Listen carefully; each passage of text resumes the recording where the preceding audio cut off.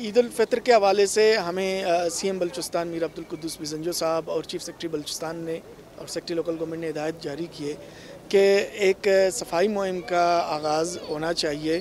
7 دن تقریباً اس کی ڈیوریشن ہوگی.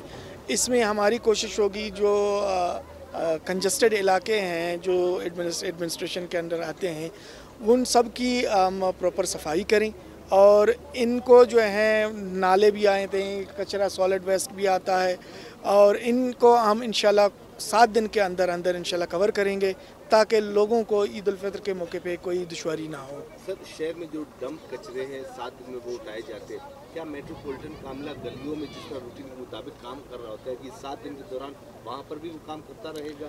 ایگزیکٹلی 7 دن کے دوران وہاں بھی کام ہوگا اور یہ اسپیشل جو ہے مہم ہے جو روٹین کا کام ہے اس کے ساتھ ساتھ یہ ایڈیشنل کام کریں گے انشاءاللہ.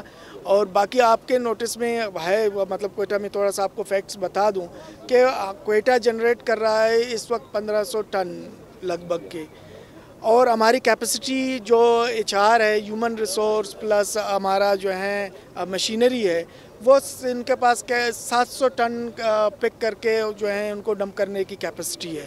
تو کیپیسٹی بلڈنگ کی تھوڑی ضرورت ہے. اس پہ ہم نے ایک پلان تیار کیا ہے جو جلدی گورنمنٹ آف بلوچستان کے ساتھ شیئر کریں گے.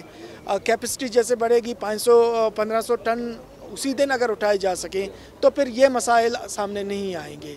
تو اس کی نیو ہائرنگ ہوگا, کانٹریکٹ بیسس پر ہوگا, فنڈ کا کیا ایشو ہے؟ سب سے پہلے تو فنڈز اگر گرانٹ ہوتے ہیں ان کے ساتھ لازمی ہے کہ ہائی لیول پہ میٹنگز ہوں گے. اگر وہ پرماننٹ ملازم ہائر کرتے ہیں یا کانٹریکٹ پہ کرتے ہیں, جس طریقے سے گورنمنٹ پالیسی دیتی ہے ہم اسی طریقے سے کام کرنے کے لیے تیار ہیں. ہماری صرف اور صرف کوشش یہ ہے کہ جتنی سالڈ ویسٹ جنریٹ ہو رہا ہے اتنی ہی لفٹنگ پاور ہمارے پاس ہو, کیپیسٹی ہو, تاکہ ہم اس کو جو ہے لفٹ کر سکیں.